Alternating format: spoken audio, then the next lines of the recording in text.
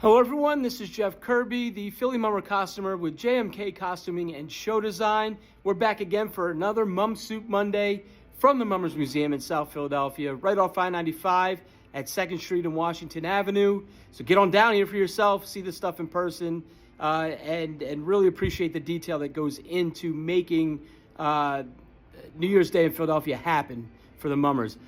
This week, we're bringing you something unique, something different.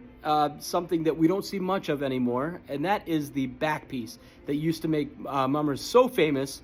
Things have evolved now to more production style presentations, but if you're a mum lover, you know how special the back pieces used to be with the Mummer productions.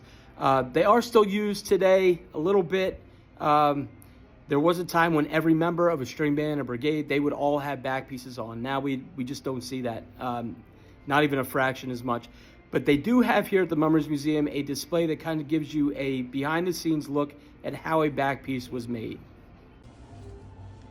So with a back piece, you would start out with a wire kind of framing called the frame, the back piece frame.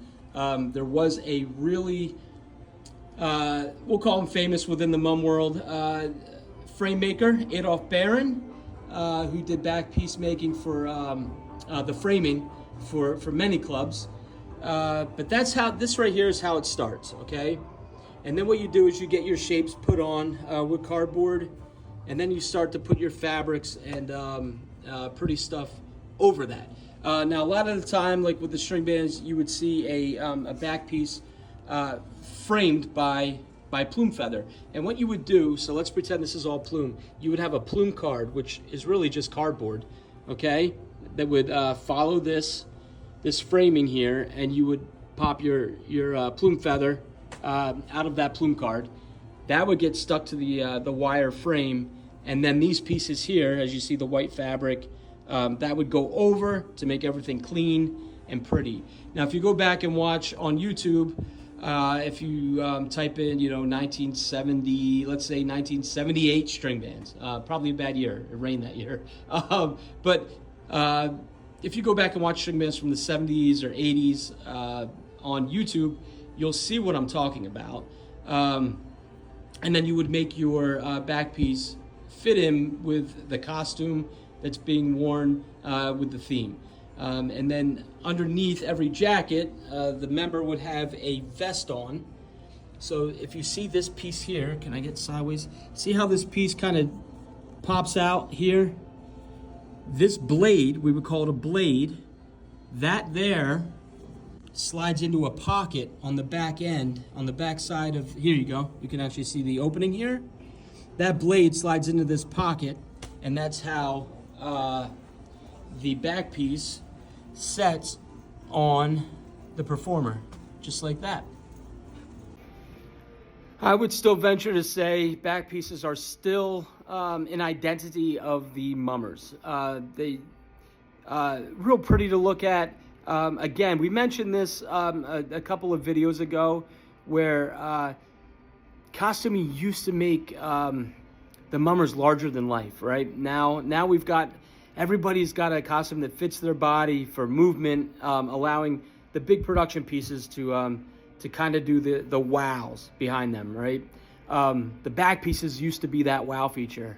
And there was if you want to get deeper with the back pieces, I think it made clubs closer, I think, because you used to have to hang around at the clubhouse making these back pieces. So it was more engagement, more involvement. And when you saw these back pieces on New Year's Day, it's just beautiful, and you knew it was mum time. It was just mum time. So I wanted to bring you, I'm glad the Mummers Museum has this on display to kind of explain what happens with the back piece creation. If you are unfamiliar with the Mummers, like I said, I get messages often saying, hey, I never knew about the Mummers, thank you for this. Go on YouTube and start watching these productions, start watching, you can watch his history, it's all on YouTube. And then get down to the Mummers Museum and see these kind of relics that are still here from past parades. But get on YouTube and see how beautiful these back pieces were and what they did for these clubs back in the day, as they say, right? So thank you again for tuning in for another Mum Suit Monday. We're always at the Mummers Museum. Get on down to the Mummers Museum for yourself, right off I-95 in South Philadelphia, 2nd Street and Washington Avenue, right where Mummers Road begins.